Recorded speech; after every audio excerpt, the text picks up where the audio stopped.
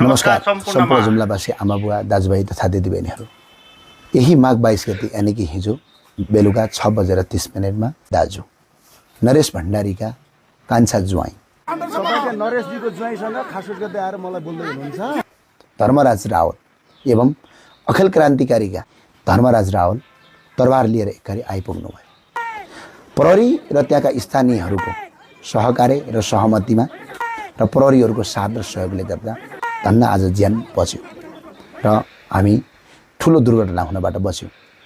त्यसको लगत्तै हामीले कार्की एवं तातोपानी गाउँपालिकाका उपाध्यक्ष रेवती रावत जो माओवादीबाट निर्वाचित हुनुहुन्छ उहाँका भान्जा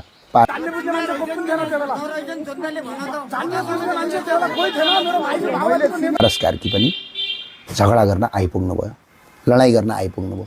तर निदाकोटवासीहरूको साथ र सहयोगको कारणले गर्दा दुर्घटना हुन सकेन। सम्पूर्ण नेपाली दाजुभाइ दिदीबहिनीहरूले आफ्नो ठाउँबाट आवाज उठाउनु पर्ने छ। अति गरेका छन् जुम्लामा यो ज्ञानेन्द्र साईलाई, यो विनिता कठाई र नरेश भण्डारीले। यिनीहरूको आफ्नो दम बल भुतो छैन, यो अर्कालाई हराउनलाई धेरै प्रयास गरिरहेका छन्। सबले आफ्नो ठाउँबाट एकजुट भएर आवाज उठाउनुपर्छ। कमसेकम सही र सही, गलत र गलत त छुट्याउन सक्नु पर्यो। एउटा सक्षम नागरिक भएपछि हामीले जहिले पनि सत्यको साथ दिने हो र सही मान्छेलाई साथ दिने हो। सम्पूर्णलाई विनम्र अनुरोध छ, सबले आफ्नो ठाउँबाट आवाज उठाउनुहोस्।